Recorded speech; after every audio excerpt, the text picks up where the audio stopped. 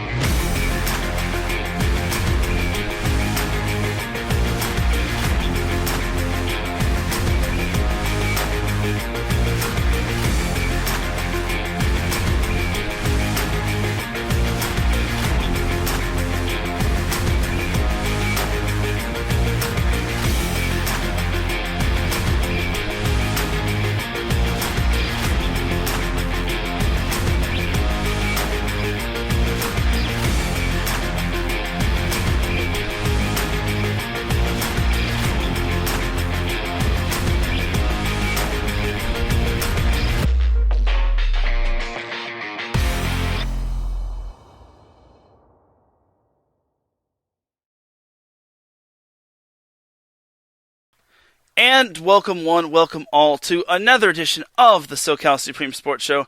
Thank you all for joining me on this beautiful Friday afternoon. And just gotta give a quick shout out to everyone that listened to the 50th episode of the SoCal Supreme Sports Show. I really do appreciate it. I know I gave my thanks to everybody, but I want to give my thanks one more time because it really is an honor to have crossed the 50 episode threshold. So thank you to everyone that tuned in. And without any further delay, let's get on into the Southern California sports action. But first, we have our sponsor from IE Sports Radio, and that is the Semi-California Warriors semi-pro football team. The world of semi-pro sports is unlike any other sports organization. Players have to pay to play in hopes of so many different outcomes, whether it's trying to get on film to try out for professional teams, big-time colleges, or just playing to keep their booties in shape. No matter what, all semi-pro players have one thing in common, and that's playing for the love of the game. The SoCal Warriors have been on a quest to earn titles and give players second chances in life since 2017, because everyone in this world needs a second chance. Whether you're in Southern California or anywhere in the world, give semi-pro sports a chance if you love your sport. You may get that second chance you have been waiting for as an athlete, because like I said, everyone in this world deserves a second chance when they're dealt a bad hand. You can follow the Southern California Warriors on Twitter at SoCal Warriors. You can follow them on Instagram at Southern California_Warriors. And they're also on Facebook by typing the word Southern California and then Warriors. So those are all the ways you could follow the SoCal Warriors semi-pro football team. So thank you to the SoCal Warriors semi-pro football team for being the official sponsor of IE Sports Radio, your direct feed for all that is sports. And you can follow IE Sports Radio on social media on Twitter and Instagram at IE Sports Radio. And then IE Sports Radio is also on Facebook by typing the words IE, the word sports, and then radio. So definitely do give us a follow because we are all a bunch of sports fans and we love talking sports, and more importantly, we love what we do, and we are by the people for the people, and vice versa. All right, now let's get started. So I'm actually going to save the baseball talk for a little later. Let's go talk some NFL, because NFL season is vastly approaching. So let's talk some LA Rams. So unfortunately for the LA Rams, they got the bearer of bad news. I believe this was on, I think it was either Wednesday or Tuesday, where according to, I believe it was Adam Schefter or Mike Pellisario, Cam Akers tore his Achilles and is unfortunately out for the season, which is very, very saddening. As a Chargers fan, I really do feel bad for the Rams, just because the Chargers were hit hard by this as well when they lost Derwin James last year. And I'm hoping, and really hoping, that the Chargers don't ever have to go through anything like this season, because this season is a very promising year for the Chargers. But I'll talk about them a little bit later. For the Rams, it really sucks that Cam Akers is out for the year, just because he was supposed to be their leading rusher this season. Like, he had so much promise and praise from last season. He was one of the reasons why the Rams' running game was actually really good. So now they're going to have to bank on Darrell Henderson Jr. out of Memphis to try to log those rushing yards. The Rams could also, hence the word also, try to go after certain free agents, as they have a lot of options to choose from when it comes to free agents. Their first option is bring back Todd Gurley, as most of you know, was drafted by the Rams, and then eventually he was let go. So it was tough, and the news was from Mike and I mispronounced his name. It's Pelissero, not Pellisario. And also Adam Schefter, as he actually ruptured his Achilles. He didn't tear it, but he was working out, and unfortunately the injury confirmed it, and he's going to be missing the entire 2021 season. So it really sucks for Cam Akers, but the list of running backs available, like I said, are Todd Gurley. That is probably the best case scenario. I know Todd Gurley isn't as good as he was in his prime before the injury started hampering, but I think a reunion with Todd Gurley could be something good for the Chargers. It's not the best thing, but heaven knows it couldn't be that bad. I mean, unless they really want Darrell Henderson to try to flourish. And then other possible running backs the Rams can go after are Le'Veon Bell, which I don't know. I don't think Le'Veon Bell would be that great of an asset for the Rams, especially with what happened in Pittsburgh, and then what happened with New York, and then what happened with the Chiefs. So I think Le'Veon Bell is a hard pass for me. And then Duke Johnson isn't bad. The thing about Duke Johnson is that he's not bad, but he's not great, if you ask me. He's only 27, which is good, so he's kind of youthful. He still has his years in his 20s, but he's not the greatest running back. He was on the Texans last year.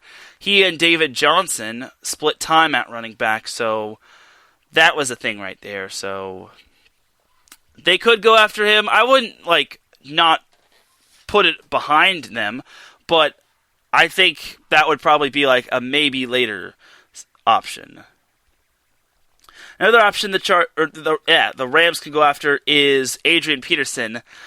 I think Adrian Peterson is a little too old for me. I think Adrian Peterson is also a hard pass, just because he's really up there in age. He's 36, and the last time the Rams had a really old running back was, I think his name was C.J. Anderson, and the Rams had him during their Super Bowl run, and it wasn't the worst, but it wasn't the greatest, because Todd Gurley just wasn't himself. He wasn't 100% during that season the Rams went to the Super Bowl. So Adrian Peterson is also a hard pass. Another option I saw was Devontae Freeman. Devontae Freeman. Now, he would not be a bad option. I think Freeman has some upside, even though he's kind of getting up there in age. He's 29, and he has been bounced around the league a lot. So I'm not sure if Freeman would be the best decision. I can see it, but I wouldn't put money on it. So I'd maybe take that as a maybe option. Then there's also LaShawn McCoy. LaShawn McCoy didn't do much with the Bucks last year, and it's kind of sad. I know the Bucks also had Leonard Fournette, and they also had Ronald Jones, but he hasn't done too much. I'm sorry, but I don't think LaShawn McCoy would be a good running back option. I'd kind of pass on that. Then another option I saw was Frank Gore. No, I don't think Frank Gore would be a good option. I mean, I like Frank Gore. He's a journeyman, and also he is a beast of a running back. Well, he was a beast of a running back, but he's kind of up there in age. Like, I think it's high time he hangs up his cleats. Like, he's had such a great career, and unfortunately, in his last season with the Jets, I think he had a concussion, and I think a few injuries kind of nicked him. So it's unfortunate, but I'd pass on Frank Gore. Then there's Dion Lewis, the former Patriot. Now, I don't think he's the best option. I think he's an okay running back. He's at 30 years old, going on 31 in September.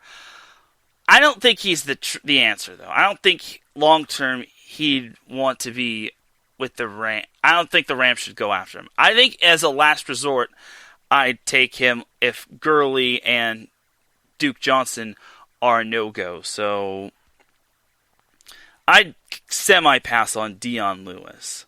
Then there was Chris Thompson, who I think, if I'm not mistaken, played for the... Oh yeah, he played for the Jacks. I thought he played for the Chiefs. I don't know. So, according to this, he's 30 years old, going on 31 in October. He was kind of the second running... I think it was like second or third string running back. But I kind of am going to pass on Chris Thompson. I don't think he would be a good running back. I mean, he wouldn't be bad, but... Again, the Rams need a little bit more youth. So I know Gurley has been banged up by injuries, but I don't know. I think Chris Thompson is a hard pass for me. Then another option I saw was TJ Yeldon, who he was on the Bills actually. So he's only 27. I kind of would go with him. He didn't run a whole lot with the Bills as he played 2 seasons. He was mainly known for being with Jacksonville. His first season, he accumulated quite a bit of yards. He had 740, and then his numbers started to dip, and then they came back up when Jacksonville had that Saxonville defense, and then he got dealt to the Bills, which I think they already have their own running back. I think his name is Isaiah McKenzie, I want to say. Regardless, I don't know. I think TJ Yeldon would be good for like maybe a couple of years, and maybe they'd have some youth, but I don't know. And then one more option I saw was DeAndre Washington, the former Chief/Raider. So DeAndre Washington, I wouldn't say he's a bad option. He has had his good moments. He was also recently running back with the Miami Dolphins.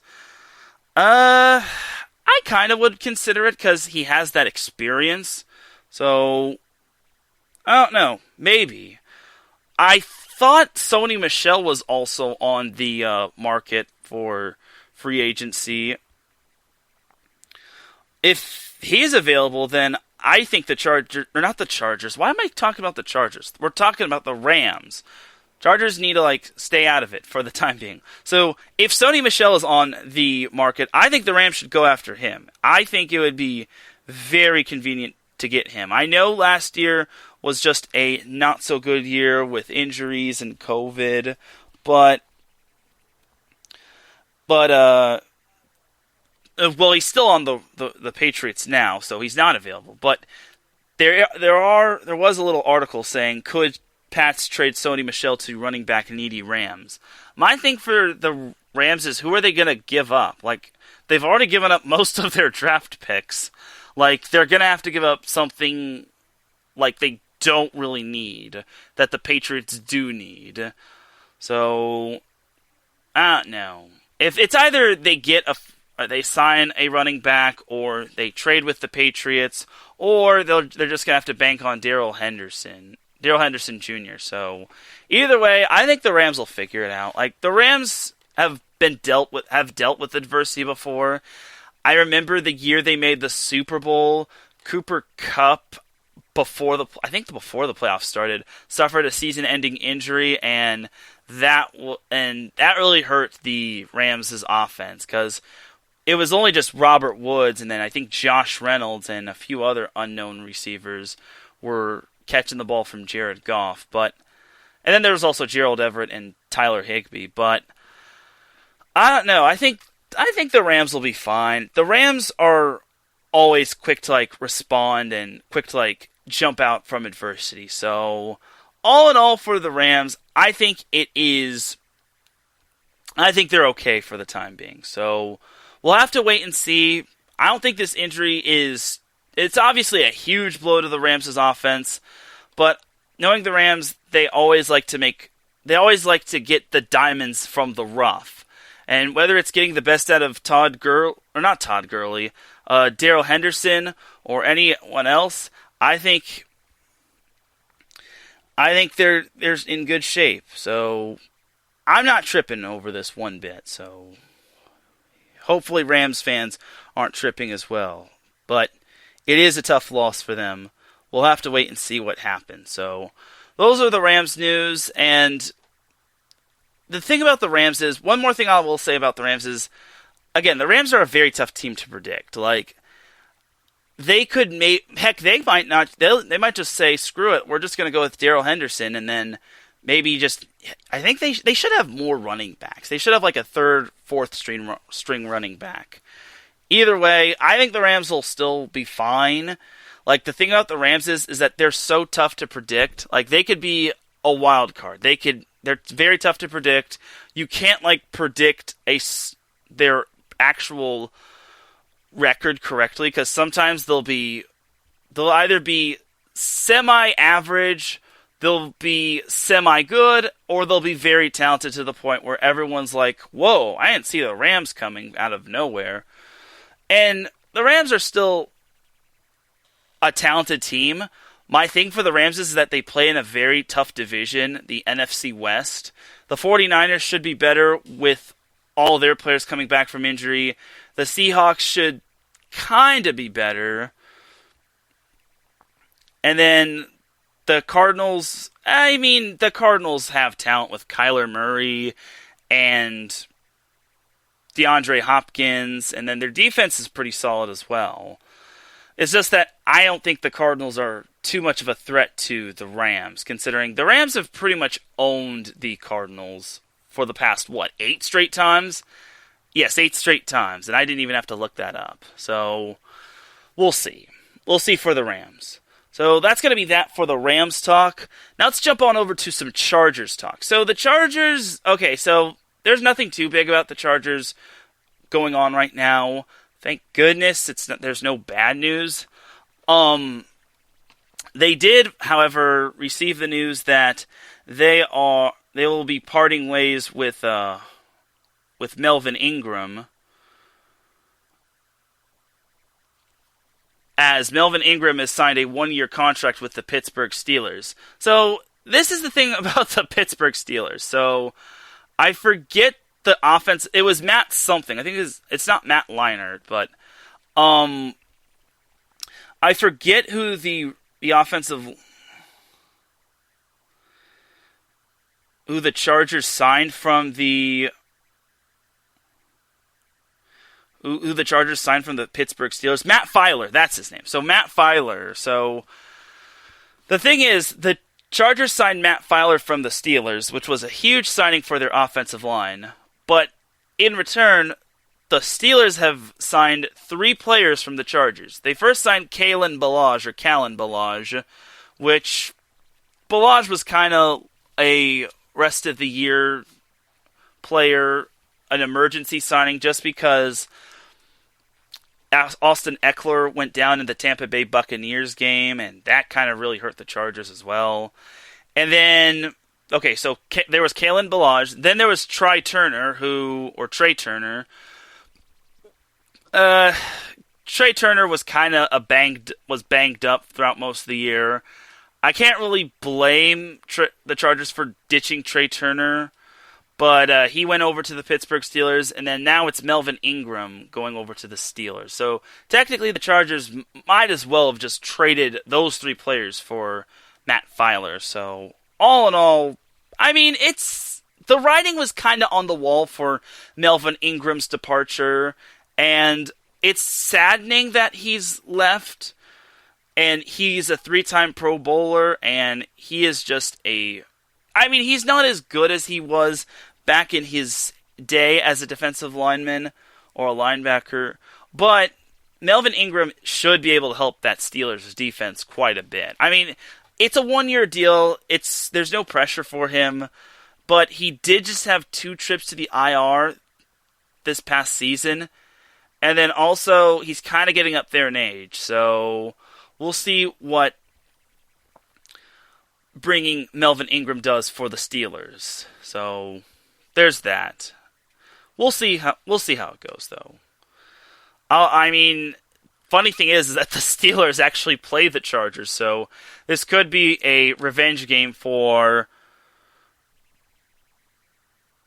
Ingram, or it could be a we're better off without you. Because, like I said, the writing was on the wall for the Chargers not bringing back Ingram, because I remember they signed somebody from the AFL, I want to say.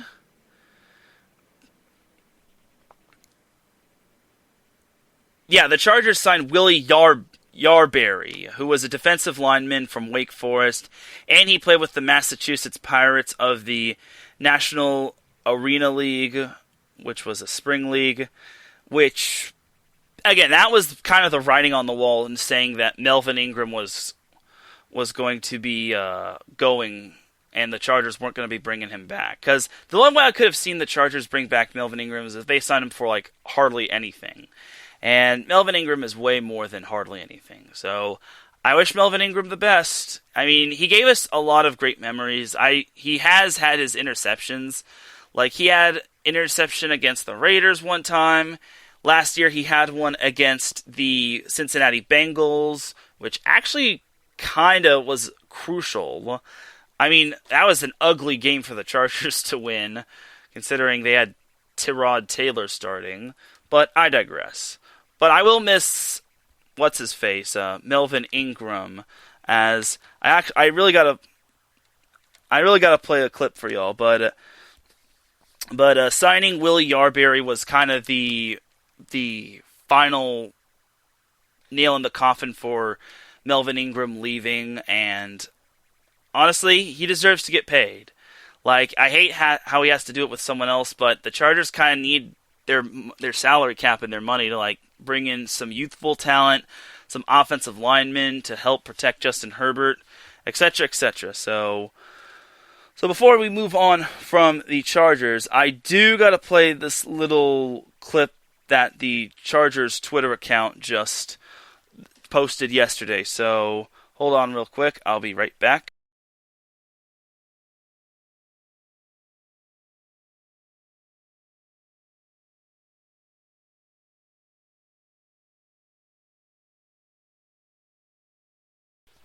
Alright, we are back. So, just got to play this little clip that the Chargers posted on their Twitter account, basically as a little tribute to Melvin Ingram. Boat ganger don't bang. Boat ganger don't bang. Hey, boat ganger don't bang. You know we out here got this dub. You know we bout it ASAP. ASAP. ASAP. We'll pull up on your ass. We really don't care. What's the saying? ASAP. Any squad, any place. We bout whatever. So yeah, that was a little bit of a tribute to Melvin Ingram. I wish him the best. I really do. And he was kind of one of my favorite Chargers. Not because the dude looks scary. He's a big boy, and if he goes up into your grill, you're probably going to be having nightmares for at least a couple days. But good luck to Melvin Ingram, and I wish you the best. So there's that. One more thing before we move on from the football category, or from the NFL category, is that Justin Herbert, everyone's favorite quarterback who defied being called a draft bust, had some praisal words from former Chargers quarterback and pretty much a Hall of Famer, Drew Brees. He said, "I don't think I've seen an athlete quite like him," referring to Herbert. "We played them last year, and I was impressed. Then I saw him at minicamp in OTAs and was amazed at how big and strong he is." And that big and strong he is in big, bold, yellow letters. And for those of you that don't remember that Saints versus Chargers game last year, Chargers were pretty much had that game. Like, it wasn't Herbert's fault they lost. Like, matter of fact, it was Herbert that almost won that game for the Chargers. It's just that the defense bent and broke. Badgley missed an extra point and missed the go-ahead game-tying field goal. And unfortunately, Drew Brees was Drew Brees, and the Chargers defense was just straight up bad. I just hope, and also the Chargers offense was conservative under Anthony Lynn, so there's that. So back to Drew Brees on Justin Herbert. He also goes on to this and says, "He is good, smart, and has those leadership qualities in those big yellow letters. You talk about building an offense around a guy, he could be a 15-year franchise guy." And that is a lot of great praisal from Drew Brees. And keep in mind, Drew Brees was a former quarterback for the Chargers. I hate how the Chargers kind of did him dirty. But I will say this, that is big right there, and I really hope the Chargers can build around Justin Herbert. I think they can. So we'll have to see what happens with Herbie going forward. But that is great praisal from the one and only Drew Brees. So there's that for the NFL talk right there. So that's going to do it for the NFL. Now let's jump to the NBA. So there's nothing on the Clippers because, no, I'm kidding. There's no news on the Clippers. There hasn't been anything that I've heard from in days. The Lakers, on the other hand, have been quite in the rumor/trade category when it comes to free agent signings, which every time I see something that this player is interested in joining the Lakers or the Lakers are interested in this player, it's like, As today, I found out that DeMar DeRozan and Kyle Lowry are reportedly interested in joining the Lakers. I mean, everyone should be interested in joining the Lakers.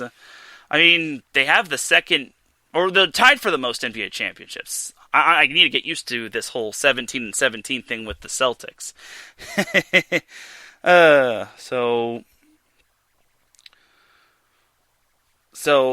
those two are interested in joining the Lakers because cool stuff. And then there's also this trade report that the Lakers have discussed a sign and trade with Dennis Schroeder and Kyle Kuzma, along with Talen Horton-Tucker for Russell Westbrook. So I wouldn't be against that. I think Russell Westbrook would be great. Other than his personality issues, the dude can ball. And also, although losing Talen Horton-Tucker is bad news, Schroeder and Kuzma just didn't perform all that great. And not Kuzma. Schroeder is basically wanting a $100 million contract, and it's like, not really. And I think this trade wouldn't be too bad. Again, take away the personality issues from Westbrook. He's a beast of a player. I think everyone seems to forget the dude averaged a triple-double last season, and this guy is the real deal, and maybe he wants to play with LeBron and AD. I know he has his little antics and shenanigans, but I like a dynamic player like him on my team. As long as the Lakers keep him healthy, and as long as the Lakers can build around him, as well as LeBron and AD, that's beautiful. And I think that'd be a good little consolation prize if the Lakers somehow don't get Damian Lillard. I highly doubt the Lakers get Damian Lillard, but who knows? Maybe they will. It's going to be very doubtful. Like, the Lakers are going to have to trade quite a bit for Dame Dollars. Oh, well. Oh, by the way, the Lakers' reign as NBA champions has officially come to an end as the Milwaukee Bucks defeated the Phoenix Suns in 6 games, which is sad, but it is what it is. So we'll survive. One more thing about the Lakers that I've heard is that I guess Chris Paul is reportedly interested in joining the Lakers, or vice versa. I think the Lakers are trying to get Chris Paul as their starting point guard. And obviously Chris Paul is LeBron's best buddy, or one of his best buddies. So I wouldn't mind seeing Chris Paul on the Lakers. It should have happened like forever ago, but the NBA kind of did something about that. So, I wouldn't mind seeing Chris Paul on the Lakers. So we'll see how it goes, though. Like, the world is the Lakers' oyster, and honestly, anything could happen with them. And they have the staff to, like, get them back to a deep postseason run. So, oh well. Well, that's pretty much that for the Lakers, though. Those are like the only trade rumors and free agent rumors that I've heard. There'll probably be more as the offseason progresses. And I've kind of been calling the Lakers to try to get Kyle Lowry for a while. And if Kyle Lowry does go to the Lakers, then I'll be happy with that. And if they get DeMar DeRozan, that's an even added bonus. But I feel the Lakers are going to have to trade for those two. I don't think they have the cap space for those two players. As we say hello to Larry B in the chat room as he pops in and says, SoCal, thank you for joining in. But other than that, for the Lakers, that is going to do it for the NBA talk. So that's that for them. Alright, so now let's jump into MLS talk. So last Saturday, we had quite the fascinating results in the MLS, as last Sunday we had the Seattle Sounders, the first place Seattle Sounders, losing to Minnesota United. The one day before that happened, the LA Galaxy unfortunately suffered the ever so tough loss to the Vancouver Whitecaps, losing 2-1. They scored in the very earliest 5th minute of the game, and they were up 1-0 at halftime, and then 3 minutes into the second half, Vancouver scored, and then at the 77th minute, Vancouver scored again, and LA just could not get anything else. It's a disappointing loss. It's not disappointing due to the fact that they lost. It's disappointing due to the fact that this was indeed a trap game. I was even saying it last week. I even was saying this game could be a trap game.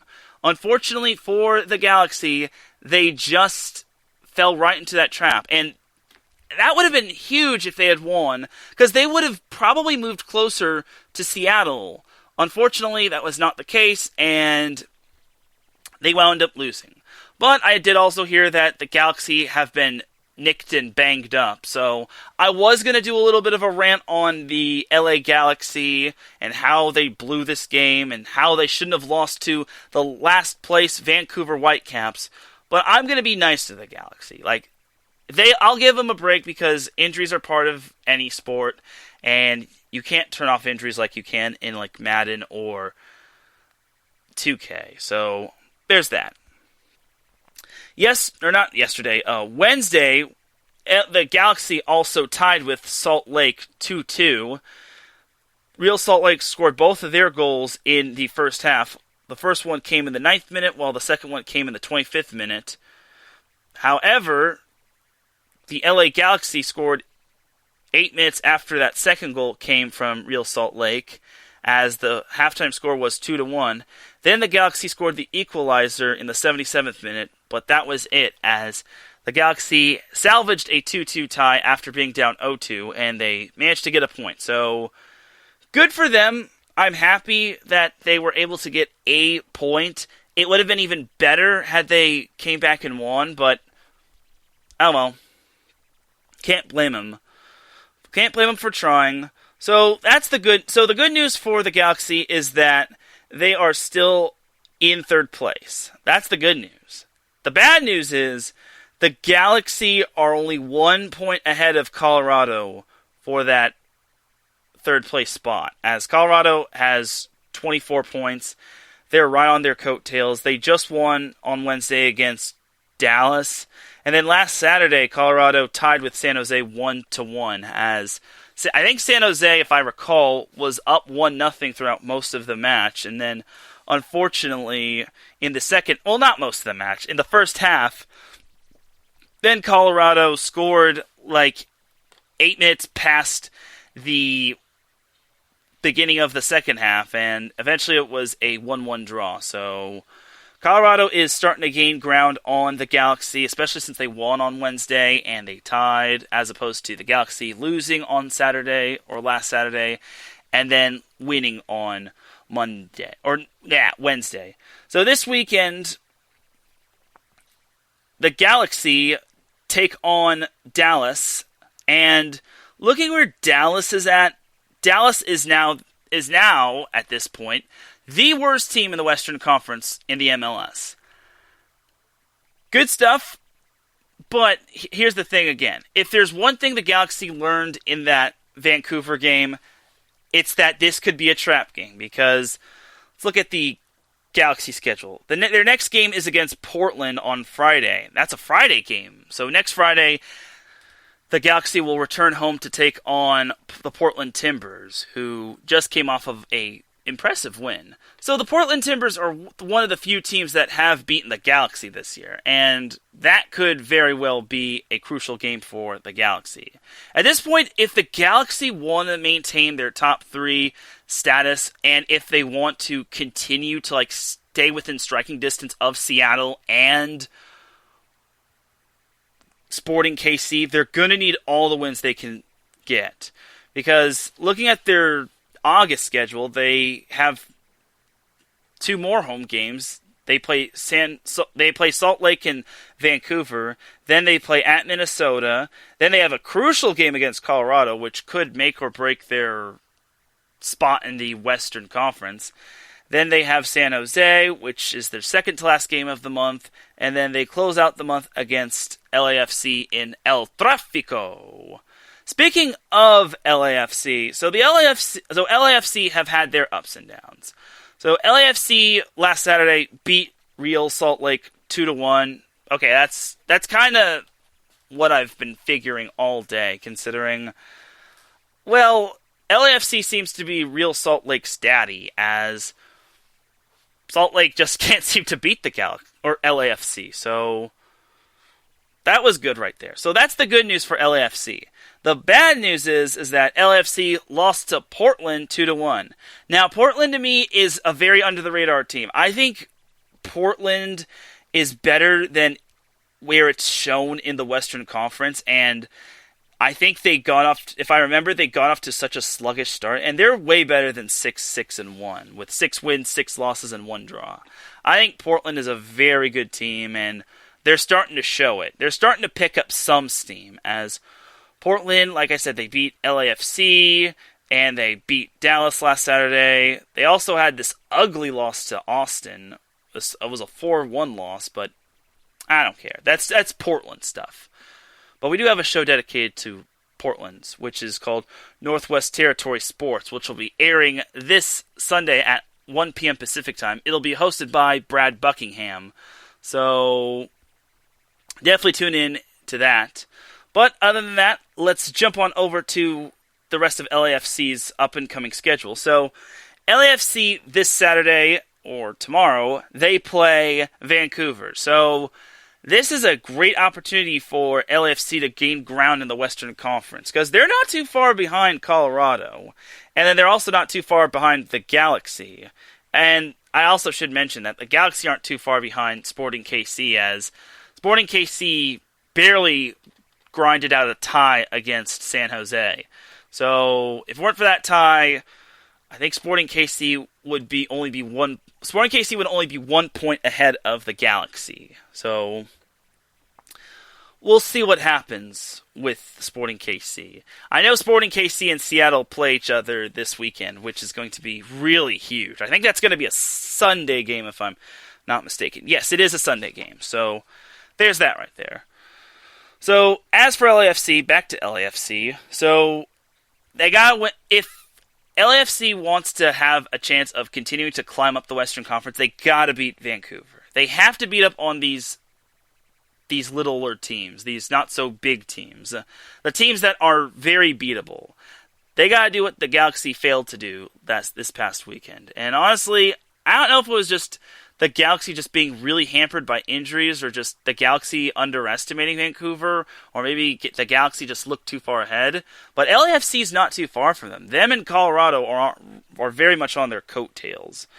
And after LAFC takes on Vancouver, they have a game against Minnesota on Wednesday, which closes out the month of July for LAFC. And Minnesota's not too bad either. Minnesota is currently 7th. Now remember, the top 7 teams advance to the MLS playoffs. So if the season ended today, Sporting KC would be playing Minnesota, the Galaxy would be playing Portland, and Colorado would be playing LAFC, which would be pretty cool. So, as for LAFC, they have kind of a favorable schedule. That Minnesota game is kind of iffy considering how they lost to Portland, and I guess this kind of shows the depth of the Western Conference. Looking at their August schedule, LAFC has 5 games. Their first game in August is against Sporting KC on Wednesday, October 4th. Then on Saturday, August 8th, they travel to San Jose to take on the San Jose Quakes. Then, that's actually on a Sunday, mind you. So it's Sunday, August 8th. Then on Sunday, August 15th, LAFC travels to the Big A to take on Atlanta. Then Atlanta heads up north on Saturday, August 21st, to take on Vancouver. And then on August 28th, LAFC returns home to, I think it's called Bank of California Stadium. I was thinking of Bank of the West Stadium, but I think that's Seattle. Either way, LAFC plays LA Galaxy to close out the month of August, and that will be a very crucial game for both the Galaxy and LAFC. So we'll see what happens to both those teams. Currently, they're still doing good. I was disappointed that the Galaxy lost on last Saturday, but with the number of injuries they've had and the fact that they were able to salvage that tie against Real Salt Lake despite being down 0-2 is kind of a miracle for them. So we'll see what happens with the Galaxy.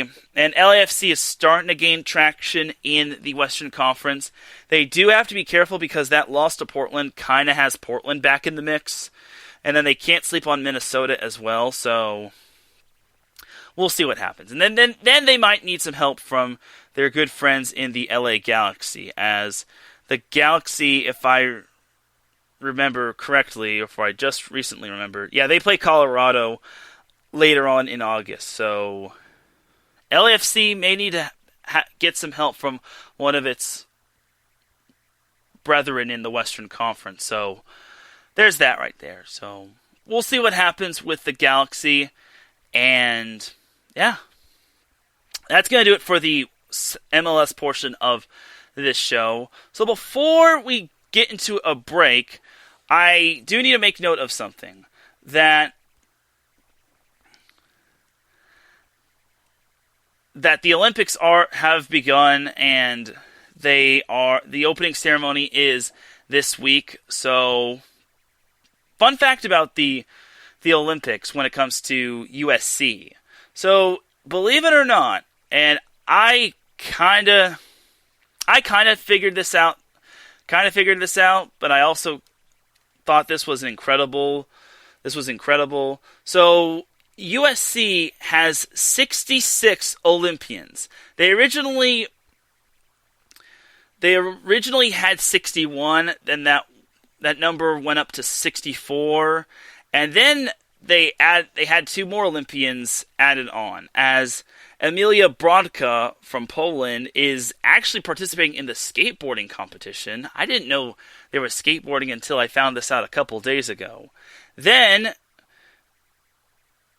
Sandra, I'm going to butcher this girl's name, Sandra Uptagraft from the U.S. is participating in shooting. So USC has a grand total of 66 Olympians participating in the Tokyo Olympics, which is really cool. And they are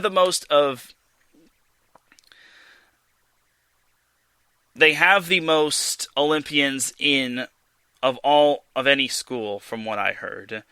And also USC is number 1 among U.S. universities for most Olympians, total gold medals, and most gold medals. So that's some good stuff right there. Woo! So that's kind of your little Snapple fun fact.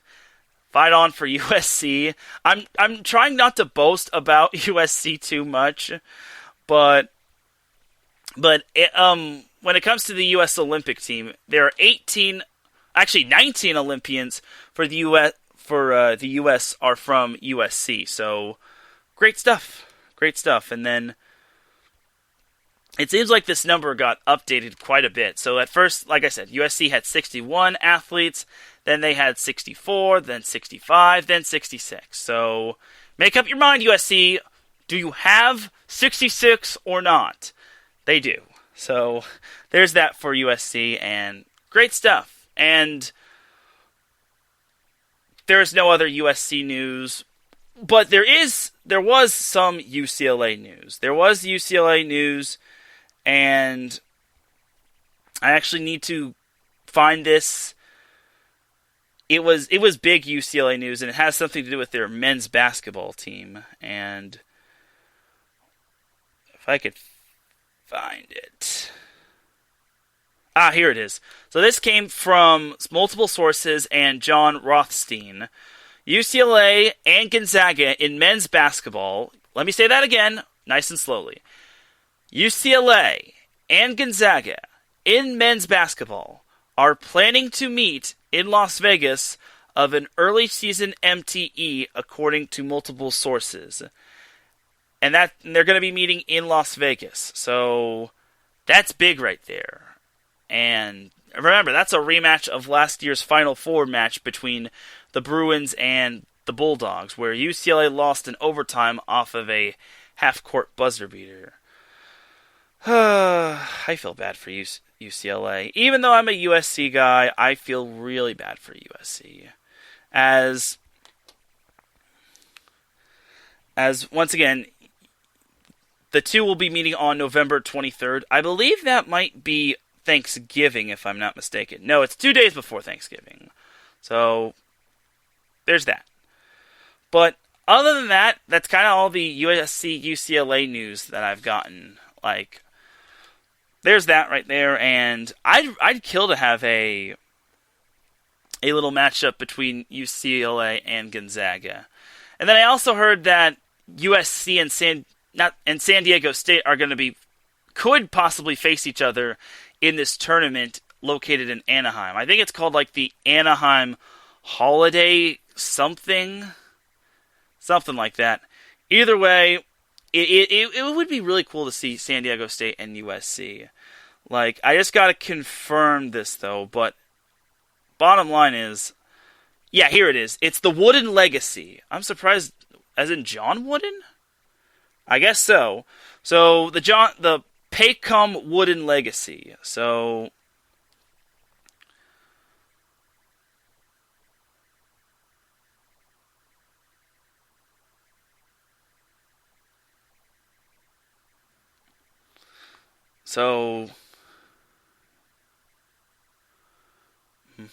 So the Peckham Wooden legacy. I don't know if it has something to do with John Wooden. If so, that's kind of funny because he was actually the coach of UCLA.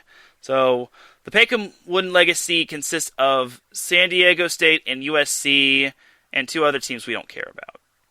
Oh, come on. I'm supposed to care about them? I'm kidding. So the Peckham Wooden legacy will consist of San Diego State, USC, St. Joseph, and Georgetown. That Georgetown team is kind of underrated, as I want to say it's USC against... Yeah, so USC is playing St. Joseph, and San Diego State is playing Georgetown. So the two could actually meet in the third-place matchup or the first-place matchup. I personally want to see them in the first-place matchup. Just my take, though. So that's... Okay, now that's that for all the USC, UCLA, and all the college news. So we're going to take ourselves a quick little break. When we come back, we'll have some MLB talk, as I have an axe to grind when it comes to the Dodgers. And also, we have a big-time commitment from one of Southern California's top players in high school football. Where did this player commit to, and who is this player, and what school does he play for in Southern California? And then we've got a little more other things to do. And make sure you tune in for the Dum Dum of the Week award, as I'm going to be crowning the SoCal Supreme Sports Show's first ever Dum Dum of the Week award. So you're listening to the SoCal Supreme Sports Show here on IE Sports Radio, your direct feed for all that is sports. We'll be right back after a word from these commercials.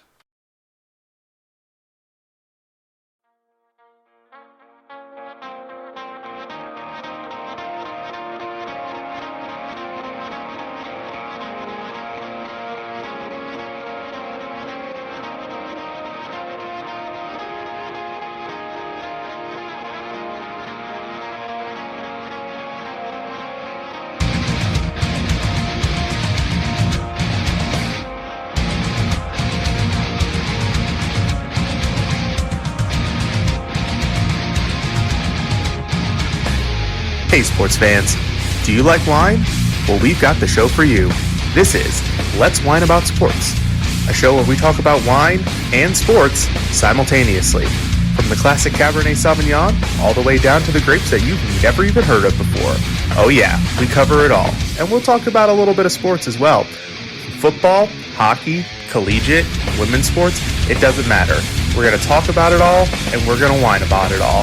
So join me Monday at 8 p.m. on IU Sports Radio, your direct feed for all that is sports.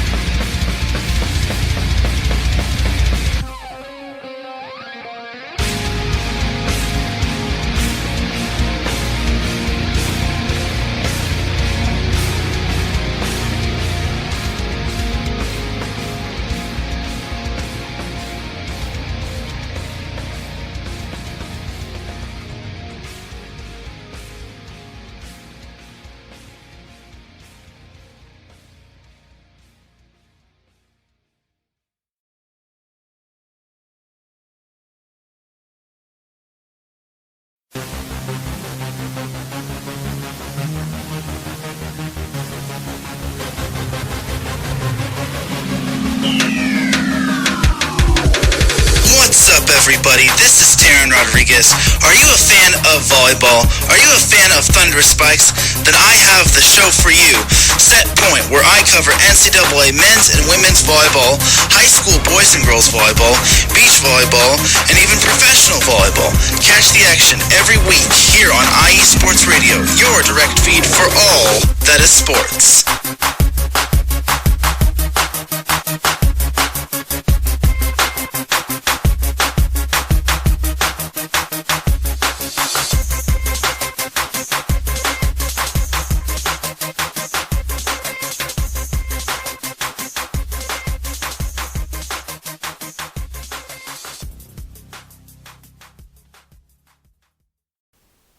Attention, all sports fans!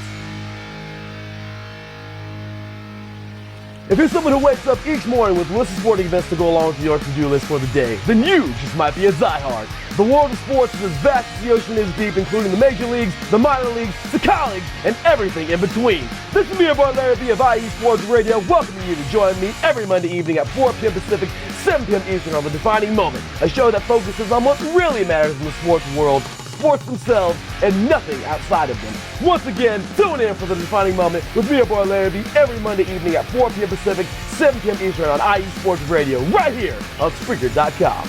We'll see you there.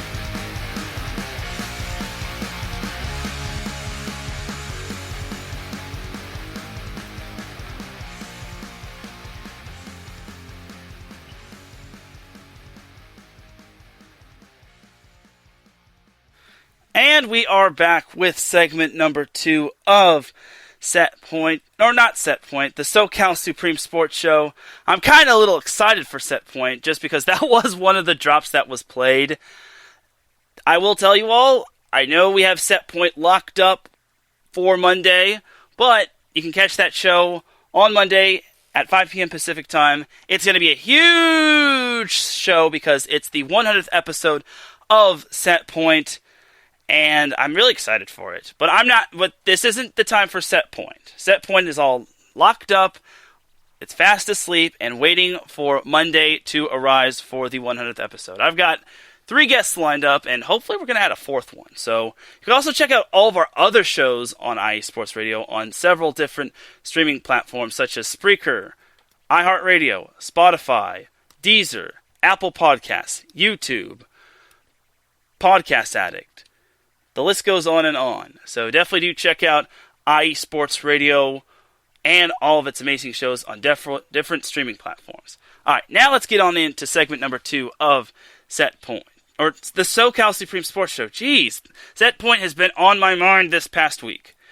So anyway, now that we're talking about the MLB, it is time for me to grind my axe on a certain team. But first, let's go over all the teams. Let's go over the Angels this past week. So dating back from all the way from last week to now, the Angels, well, let's just say they haven't been doing all that great. They dropped 2 out of 3 to the Mariners. They lost the first game 6-5. They won the second game 9-4, and then they lost the third game 7-4, which was disappointing. And that was on last Friday, Saturday, and Sunday. On Monday and Tuesday, they lost both games to the Oakland A's, as they lost the first game 4-1, despite an outstanding performance from Shohei Ohtani. I'm just going to say this right there. I don't get why they pulled Shohei Ohtani. He was doing so great. And unfortunately, they decided to yank him despite his amazing performance on the mound. Why you gotta do that? Come on. And the funny thing is that game was a chess match right there.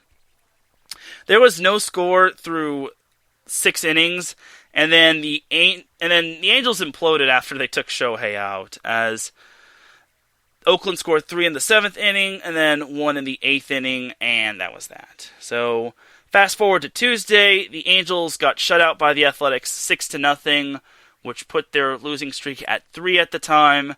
And then after a day off on Wednesday, the Angels bounced back and earned a 3-2 win over the Minnesota Twins on the road, which I guess that's good, but it's the Twins. Like, they're in the same position as the Angels are. They're in 4th place.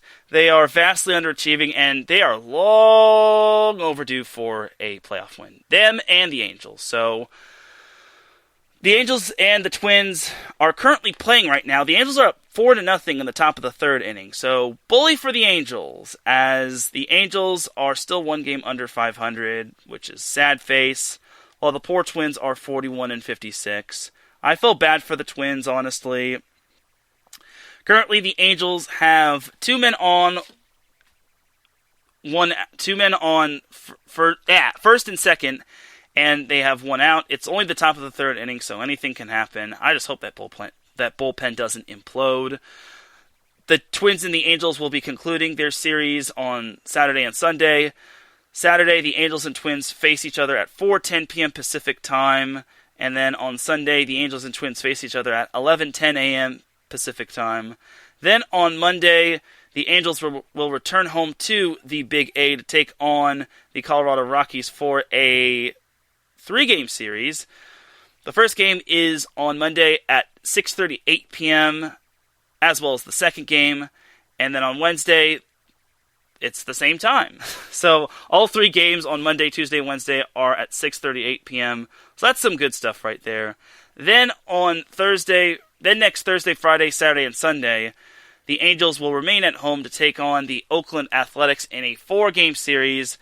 As we all know, the Angels lost 2 straight games to the A's this past week, which I think they should have won that first one. I don't know why management is taking out Shohei Ohtani. I get you want to preserve his arms, but come on. Come on. You got to let Shohei Ohtani fly. So there's that. So again, it hasn't been that pretty for the Angels. It's been a disaster, but it is what it is. So as we say hello to Marcus Losgray, who says, "What up, what up, what up, doe?" Hey, thank you for tuning in, Marcus. And I just got to give Marcus a shout-out because he has been a good supporter of Set Point. I know we're talking SoCal Supreme Sports Show, but I appreciate all the times you've supported Set Point. I really do.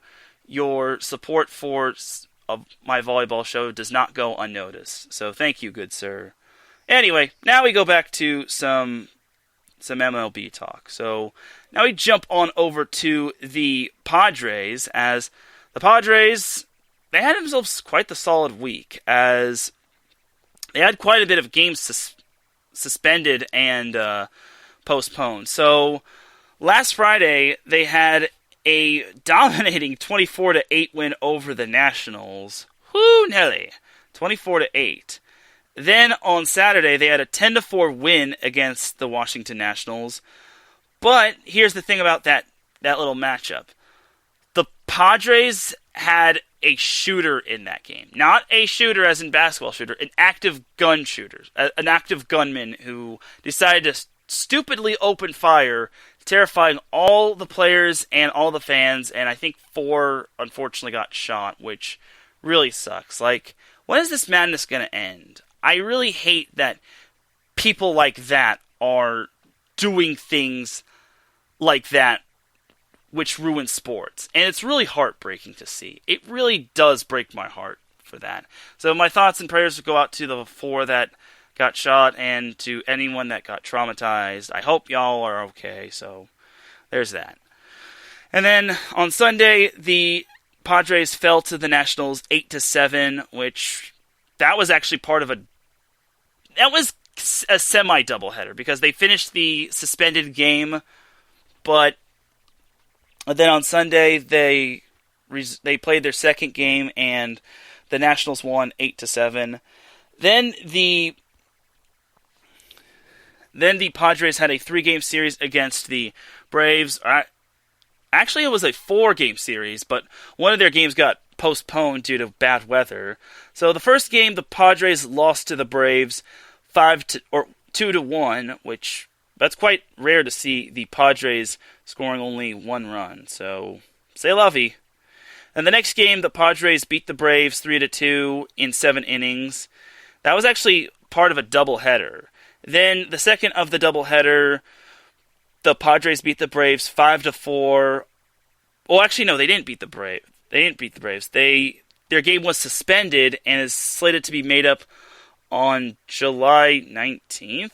But hello? That was like forever. Interesting. Okay. I guess that game is still suspended, I guess. But that was a makeup game from July 19th. And the Padres were up 5-4. So the Padres have got a little, what's the word?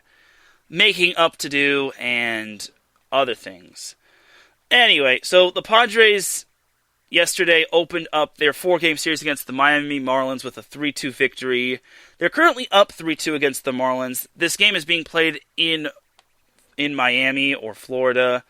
Regardless, The Padres are looking to try to keep pace with the Dodgers and the Giants, who continue to terrorize the NL West. So the Padres have another game against the Marlins on Saturday at 3:10 p.m., and then on Sunday, the Padres and the Marlins conclude their 4-game series at 10:10 a.m. So after that, the Padres have a day off on Monday, but have a 2-game series against the Oakland Athletics as the Padres return home to Petco Park, as the first game is at 7:10 p.m., while the second game is at 1:10 p.m. Then next week, the next Thursday, Friday, and Saturday, the Padres have 4 games against the Colorado Rockies. So that right there is a red flag. Number one, it's against the Rockies, and the Rockies have given the Padres a bunch of heck this season. I don't know why, whether it's at Petco Park or whether it's at Rocky Stadium. I don't know why the Colorado Rockies, being the second to last team in the NL West, give the Padres a tough series. I don't get it. But the Padres play the Rockies at Petco Park next Thursday, Friday, Saturday, and Sunday. The first 2 games are slated to start at 7:10. Saturday's game is slated to start at 5:40, and then Sunday's game is slated to start at 1:10. So that could also be a trap series because the Padres also have 2 games against the Oakland A's the following series after that. So it's rather funny if you ask me. So if the Padres want to catch up to the Dodgers and Giants, they're going to need all the wins they can muster up, considering the thing about the Giants is that they're still red hot, and they're the best team in baseball. Yeah, they're the best team in baseball, and I'll be talking about them in a little bit, so this is perfect segue. But for the Padres, they're still in that wild card spot. Like, if you look at the wild card race, it's between the Dodgers and Padres. Like, the Mets are leading the NL East. The Brewers are leading the NL Central, and then the Giants are leading the NL West. So there's that. And then the 2 wild card teams are the Dodgers and the Padres, which those 2 are basically those 2 have a very far lead ahead of the next best team in the wild card race, which is probably the Cincinnati Reds, which is 49 and 47. So Padres are still in the playoff hunt, and I wouldn't be shocked if it was the Padres, Dodgers, and Giants all going to the postseason. So there's that. And that's that for the Padres. Now, okay. I got an axe to grind with the Dodgers. Dodgers, I am disappointed in you. I am very disappointed in you.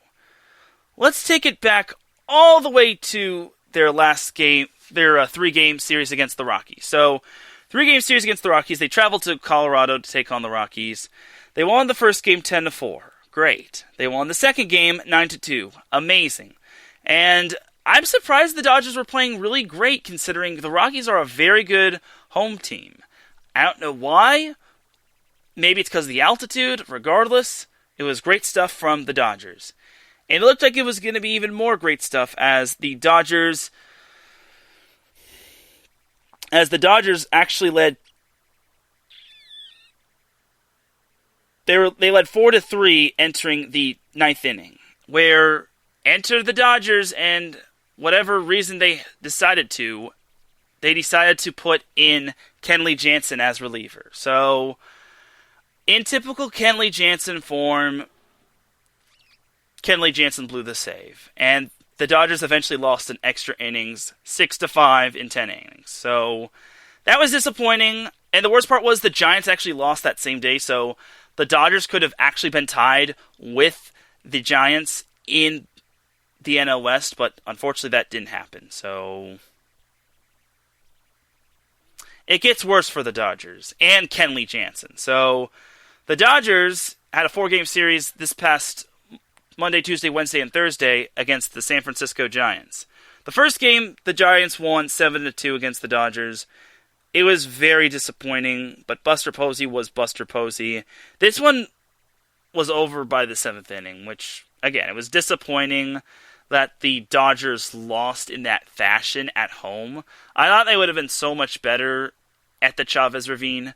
The Dodgers can't be losing games at the Ravine, because if they're losing games there, then I am losing faith in them when it comes to playing on the road. Anyway, so Game 2 was actually slightly a bit more successful, as the Dodgers won 8-6, but they won in ugly fashion. They were down 6-5 in the bottom of the ninth inning, and it looked as if the Giants were going to win. Fortunately for the Dodgers, they had the Fresh Prince of Baseball in Will Smith. See what I did there? And he hit a 3-run walk-off home run, which was absolutely amazing, as the Dodgers won 8-6 in 9 innings. And that was good stuff for the Dodgers. I was very impressed. And I think for the most part, I think the Dodgers trailed 6-2 at one point. Yeah, they trailed 6-1 at one point. And then they managed to come back and win. So, kudos. Okay, but now for Wednesday. Okay. Wednesday.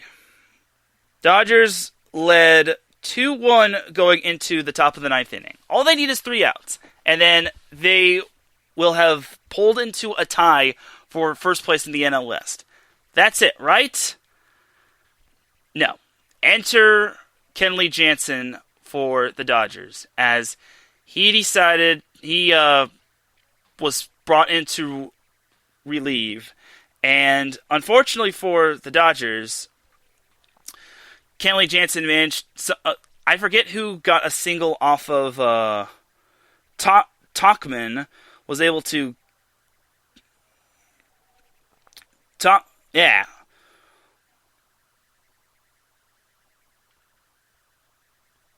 Wilmer Flores was able to hit a 2-run home run, and that gave the Giants a 3-2 lead, and every Dodgers fan was just in disgust. And eventually, the Giants scored off of a bases-loaded walk, which was disappointing, and I understand why Dodgers fans booed. I get it was frustrating to see Kenley Jansen come in and blow it. And I also understand what's-his-face, Dave Roberts, coming to the defense of Kenley Jansen, but that's inconvenient right there. It's like, you cannot be losing games to your rival, which could have actually been the difference maker when it comes to whatchamacallit. When it comes to overtaking the Giants in the NL West. Like, you could do that against any other team, but against the Giants, you choose to implode against them? Come on, man. So the Dodgers eventually lost to the Giants 4-2, but it gets a lot worse. This one eventually takes the cake, and for that game on Wednesday, you could also blame the Dodgers offense for only scoring 2 runs, or only having 2 runs going into that ninth inning against the Giants, because you gotta have more runs. You gotta have a bigger lead than a 1-run lead, especially against the Giants. So there's that. So now we fast forward to, we rewind to yesterday's game against the Giants. So the Dodgers led 3-1 going into the ninth inning, and it looked as if the Dodgers were gonna finally break through, but once again, Dave Roberts decided to bring in Kenley Jansen. And unfortunately for Dave Roberts and the Dodgers, they didn't learn from anything. Now, in Kenley's defense, this unfortunate thing happened in the ninth inning. So I don't know who was on second base, but this was supposed to be an easy second out. This was supposed to be an easy third out, as the second baseman, whoever that was, did not extend and grab the ball to get the runner going to second out. And then eventually, that was kind of what started it all. That started the Giants' comeback, which eventually the Dodgers only led 3-2, and it's like, uh-oh. And then I guess there was also some controversy last night. So I think it was like a 2-2 or 3-2 pitch, and it looked as if the batter had swung, but to every Dodgers fan dismay, it was, I believe, ball 4, and it was ball 4. And that was unfortunate because that scored another walk that was another walk with the bases loaded, and that scored another run. And eventually, the Giants added 2 more runs off of a base hit, a 2-run RBI single, which that's just how bad Kenley Jansen's night was. Now, I don't want to blame Kenley Jansen, but again, dude, you've blown 3 saves. 3. First was against the Rockies. Understandable because it was on the road. Then it was against the Giants the first time. They were only up. Dodgers were only up 1. You could also blame the offense. Okay. And I guess every Dodgers fan was pissed. I shouldn't say the word pissed, but I digress. But then the second time against the Giants, in a game where you're down 2, where you're behind the Giants 2-0, and you're looking to salvage a split in this series, you blow that game, and then the Dodgers eventually lost 5-3. And this kind of gets me wondering, is Kenley Jansen now a liability?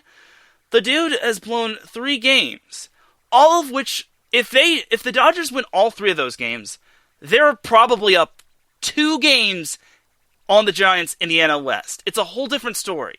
Unfortunately, now the Dodgers are 3 games back of the Giants. It's very disappointing. And I don't know why Dave Roberts isn't addressing this. I get he's coming to the defense of his pitcher. I get Kenley Jansen has done so much for the Dodgers. I get he has his up and downs. However, I will also say this.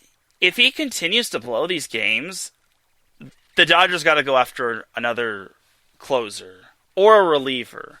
I have been hearing that the Dodgers are planning to go after a reliever, but I will also say this. If they don't get it together, I don't know what Kenley Jansen is doing, but whatever he is doing, he's got to undo it, because the Dodgers are a complete joke. A joke, a gong show, a laughingstock, because you blew 2 straight games to the Giants. Those are crucial games right there.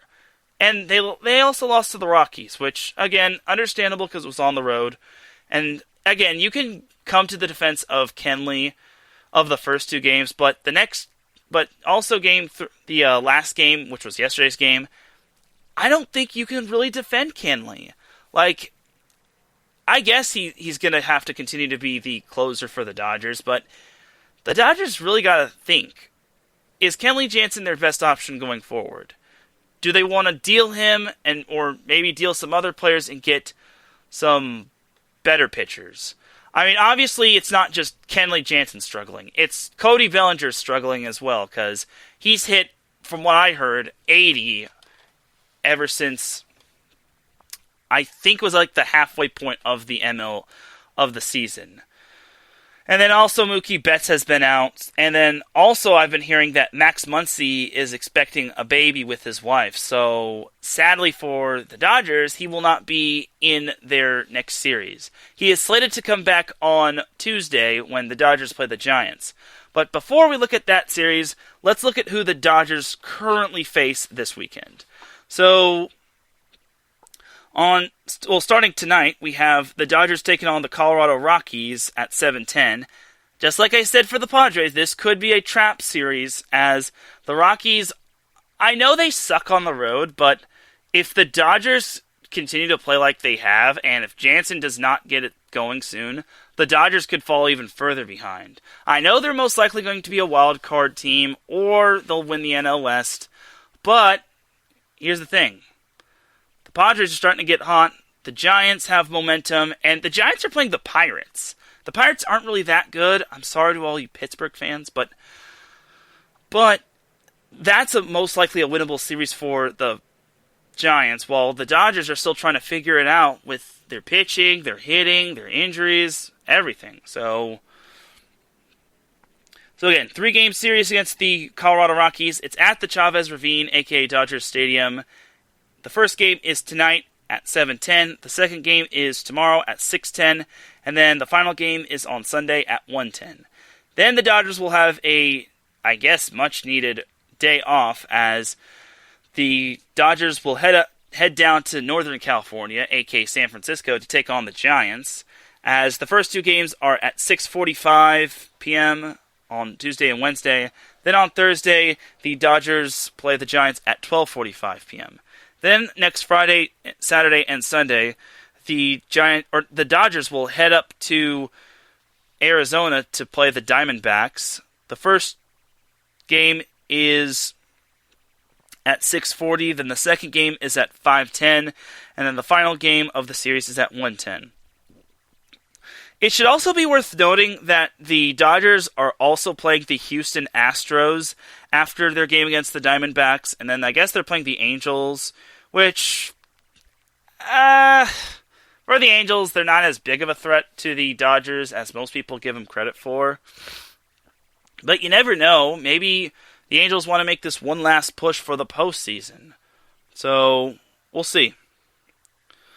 But for the Dodgers, they have a lot of questions to answer, and it's so disappointing for them because I expected the Dodgers to take 3 games. They instead lost 3 games. And again, if they don't get their you-know-what together, they're most likely going to be on the wild card round. And a wild card series against the Padres could be problematic, because that is basically a one-and-done game. Like, it's a win or go home game, if I remember correctly. I don't think the wild card is doing best 2 out of 3. I think it's just you win one, whoever wins advances to the next round. Like, I'm not sure. So, like, the MLB playoffs are changing every so often. So, we'll see. So that is that for the Dodgers and all of the baseball talk. I guess I should mention where the Angels are at currently in the AL West. The Angels are still 4th place. They are 47-48, which I really would have liked for them to have taken 2 games off of the Mariners, or at least 1 game off of the Oakland A's, but unfortunately that is not the case. So it's certainly not looking good for the Angels. The Dodgers and Padres are still fine. Like, the Dodgers can definitely catch the Giants, but they need to start getting their heads out of their you-know-whats, and they need to start having Kenley Jansen do a better job of pitching. Otherwise, he's going to get dealt before the trade deadline. So, we'll see what happens, but it also wouldn't hurt to have the whatchamacallits, the Dodgers at a little bit more full strength. So, there's that. So, that's that for the MLB talk. A team that I've been kind of forgetting about, which is totally my bad, is the LA Sparks, which they're actually on Olympic break, but on Olympic and All-Star break, but before their season was pretty much put on hold, the Sparks have been struggling. There's no better way of putting it. The Sparks have definitely been struggling. And they are currently on a 6-game losing streak. Their most recent loss was to the Minnesota Lynx, which was an 86-61 loss on Sunday, July 11th, which I feel bad because there was no... I felt bad for missing 7-Eleven Day, but I digress. So anyway, the Sparks also lost to the Seattle Storm 71-62 on July 7th. Then on July 4th, the Sparks lost to the Storm 84-74. And then July 2nd, the Sparks lost to the Las Vegas Aces 66-58. It's been such a tough season for the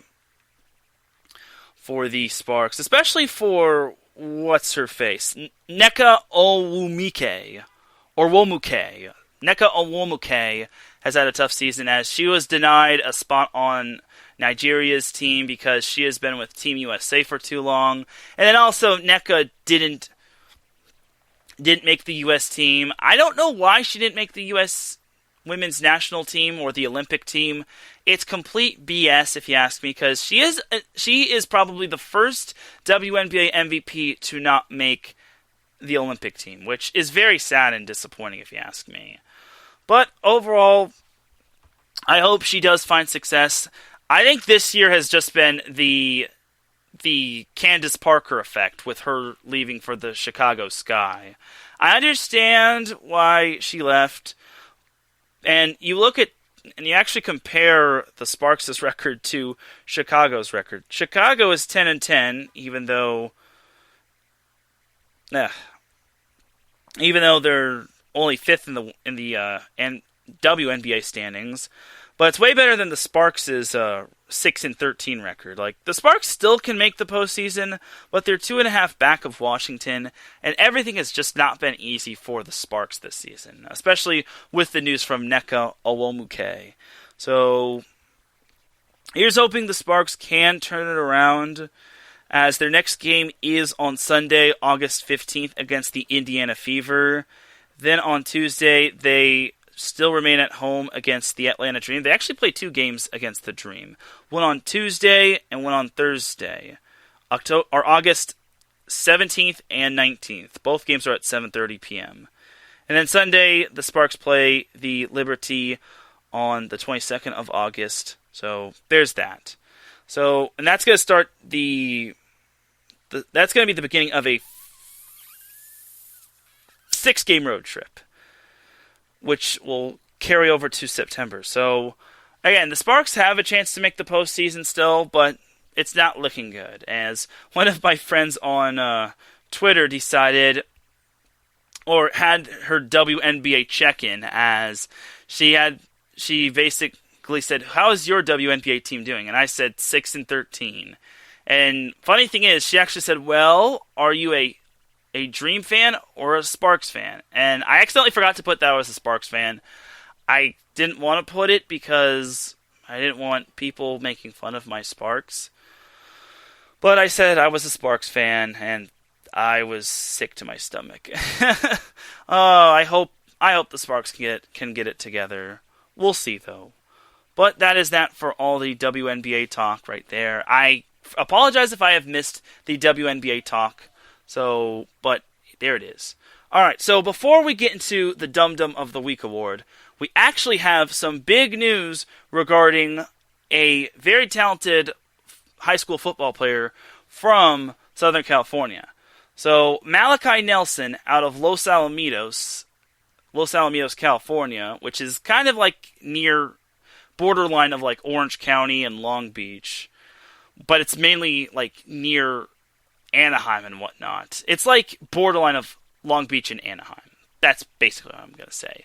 So, anyway, Malachi Nelson, the number 2 quarterback of the class of 2023, and I think he's like the number 3 player of the class of 2023, according to CBS Sports, has committed to play college football at one of these 7 schools: Oklahoma, Ohio State, LSU, Alabama, Notre Dame, Florida State, or USC. So, the school where Mr. Malachi Nelson has committed to is, can we get a drum roll?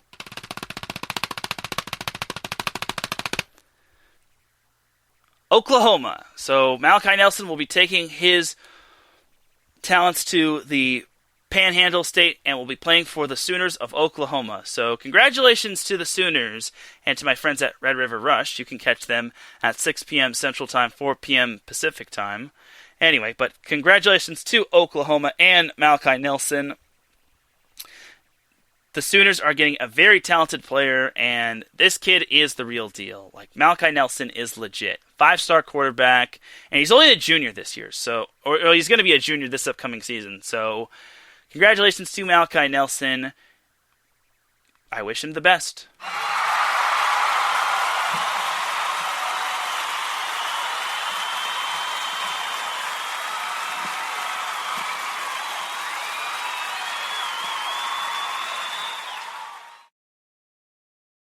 Alright, so that is that for that little bit of news. Now, before we sign off here on the SoCal Supreme Sports Show, we have the Dum Dum of the Week Award. And this is going to be the first ever Dum Dum of the Week Award, when it comes to the SoCal Supreme Sports Show. As I said last week, I've decided to have a little segment called the Dum Dum of the Week Award. It's kind of like Shaq the Fool, as Gina G once put it, as Marcus also says, my boy Spencer Rattler plays for the Sooners.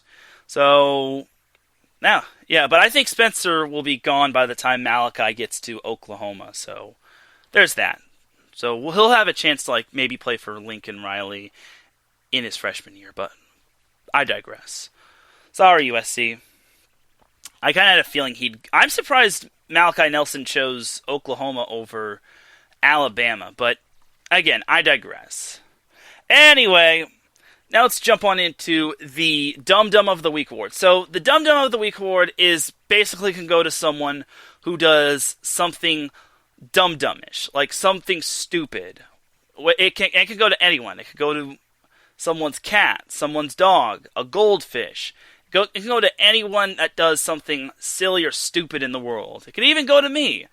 But for the first ever Dum Dum of the Week award from the SoCal Supreme Sports Show, this has to go to someone who did something foolish at a sporting event. So, Dum of the Week award. So this goes back to last Saturday. So, last Saturday, the Phoenix Suns and the Milwaukee Bucks played one another.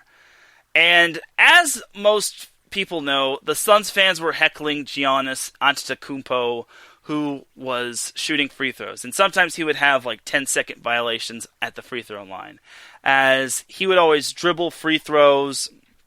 And then the crowd was chanting 1, 2, 3, 4, 5, 6, 7, 8, trying to get in his head to make him miss the free throw, because Giannis struggled with his free throws and whatnot. So the Suns fans were doing that for real, and obviously it was a great strategy. I enjoyed that little thing. I gotta give props to the Suns fans who did that at first. But when they did that in Game 5 of the NBA Finals, there was this one fan in particular, one fan who had $100 bills. He had a stack in his hand, counting money. He was counting his money while Giannis was shooting his free throw. And I'm thinking, what the heck is this guy doing with a stack while there are people around him? Did he even think about what could happen if someone were to just reach over, take his money, and be away with it? I know there's security around there, but this man had $100 bills. We're not talking 1s, 5s, 20s, 50s, 10s, not even $2 bills. We're talking $100 bills. The Benjamins, my peeps. And then this guy was just nonchalantly counting them like it was nobody's business, and he was just counting with the crowd, just counting like he had no care in the world, like he had fake money. But this guy had $100 bills, and I was like, why? Why are you counting? It's like, what if you accidentally drop that money? What happens if someone steals your money or something bad happens to it? And how did this guy manage to get a stack in his pocket? Was his pocket just so fat that he just stuck it in there? He had a big stack. When I first saw the video, I'm like, what? And he was just counting that money like it's nobody's business. Like he was basically working for the mob and whatnot. And then he counts the money along with the people counting at Giannis's free throws in the crowd. It's just crazy. And I'm just... And Marcus says, or I show up with the Wolves. Yeah, that too. What if Marcus shows up with the Wolves? Then all that money, I don't know how much he had, but he had to have at least a stack, which is the equivalent of $1,000. This guy had, like I said, he had $100 bills. And what happens if he loses it? It's gone forever. I'm glad he didn't lose it, because if he did, then this would have more significance. But this guy, this Suns fan, had $100 bills, and he was counting them like it was nobody's business. I know he was just trying to be funny and be a part of the crowd, but honestly, you don't count $100 bills in the crowd, because especially in a big crowd where, again, people could take it. Because you're talking $100 bills. If he had ones, I'd be a little less lenient. And if he had fake money, I wouldn't be making a huge deal of this. But he had $100 bills. He had Benjamins. And that money looked clean right there. That money looked like it was just freshly made from the Bank of America across the street. It looked as if that money was just freshly made from the ATM that was by the entrance of the Phoenix Suns gymnasium. So, my man who was counting the $100 bills at the Phoenix Suns game like there was no care in the world, like he was just nonchalant, trying to be funny, when he could have just brought fake money and just, had no care in the world, and because if he had lost those $100 bills, that would have just been bad. But my man who was counting the $100 bills along with the crowd, I gotta tell you, you receive this week's Dum Dum of the Week award. So dumb. You are really dumb. For real.